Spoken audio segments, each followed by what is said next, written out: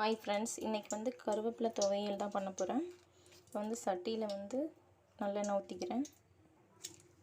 இப்போ வந்து கடலைப்பருப்பு 2 ஸ்பூனு, உளுந்து 2 ஸ்பூன் சேர்த்துக்கலாம்.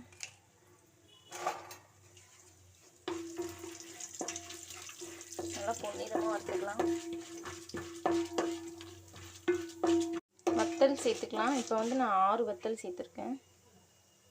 வெங்காயம் சேர்த்துக்கலாம். சின்ன வெங்காயம் ஒரு கைப்பிடி இருக்காது.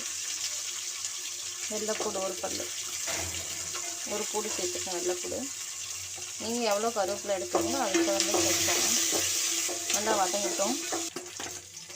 இப்போ கொஞ்சம் வதங்கினதும் ஒரு சீல் தேங்காவை துருவி வச்சுருக்கேன், சேர்த்துக்கலாம்.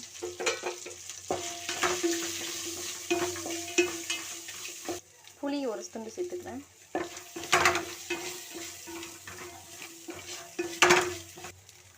இப்போ வந்து கருவேப்பிலை சேர்த்துக்கலாம்.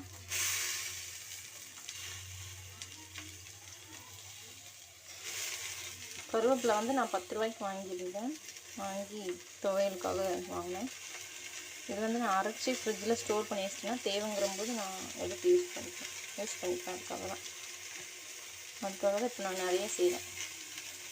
ஒய்யாமல் செய்ய வேண்டாம்ல. இது வந்து நீங்கள் வாரத்துக்கு 2 தடவை செஞ்சு சாப்பிடுங்க. நல்லா இரும்பு சத்து, முடி வந்து நல்லா வளரும். அதுக்காக இது வந்து நல்லா வதக்கிக்கலாம். இப்போ பார்த்தீங்கன்னா கொஞ்சம் ஓரளவு வதக்கியாச்சு.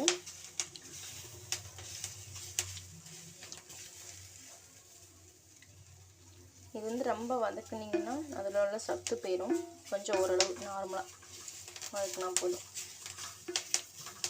இப்போ வந்து நம்ம அரைச்சிட்டு பார்க்கலாம். ஃப்ரெண்ட்ஸ், இப்போ துவையல் அரைச்சாச்சு.